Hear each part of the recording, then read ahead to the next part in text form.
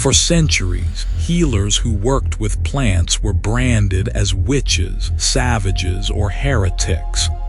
Their wisdom was seen as dangerous, their practices condemned. They were silenced with fire, prisons, and fear.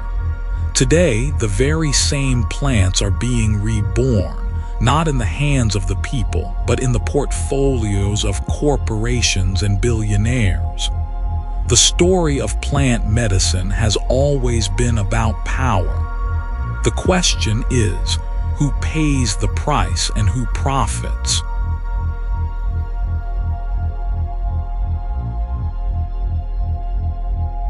In medieval Europe, witches weren't the stuff of fairy tales. They were often midwives, herbalists, and healers, women who understood plants, childbirth, the body, and form. Their crime: practicing medicine outside the authority of the church. Using herbs like belladonna, henbane, and mandrake, they treated pain, illness, and even mental suffering. But healing outside of sanctioned power of the church was labeled sorcery.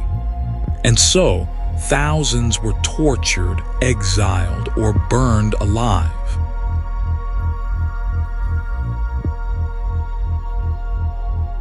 Across the Americas, shamans and healers carried traditions. They used peyote, ayahuasca, psilocybin mushrooms, not as entertainment, but as medicine, ceremony, and spiritual guidance. Colonizers called them devil worshippers.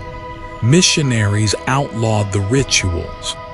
Later, U.S. drug policy carried on the suppression, criminalizing ceremonies and tearing communities apart. What had been sacred for centuries was suddenly illegal. And the punishment fell hardest on indigenous healers and their descendants.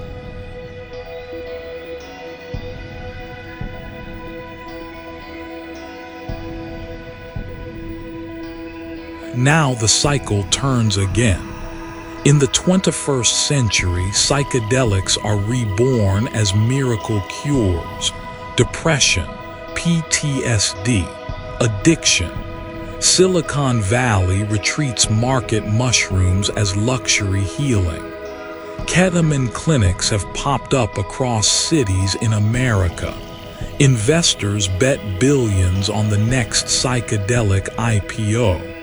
What was once criminalized is now capitalized. The irony.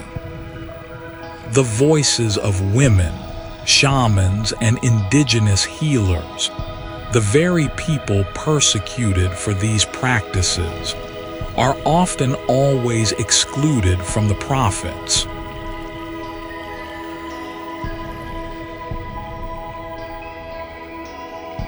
Plant medicine once belonged to the people. It was community, ritual, and divine connection. Now it's patents, paywalls, and profit margins. The culture that birthed the medicine is often erased from the narrative. Can psychedelics truly heal us if they are cut off from the communities that carried them through centuries of persecution? Who owns healing? Who profits from healing? And who decides its price?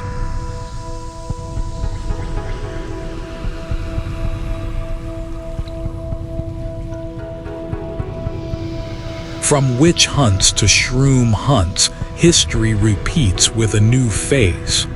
But the plants remain the same.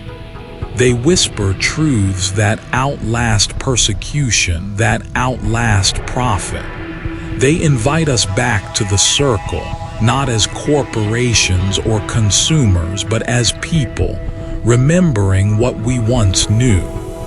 The question isn't whether these plants can heal us. It's whether we will let them heal us together.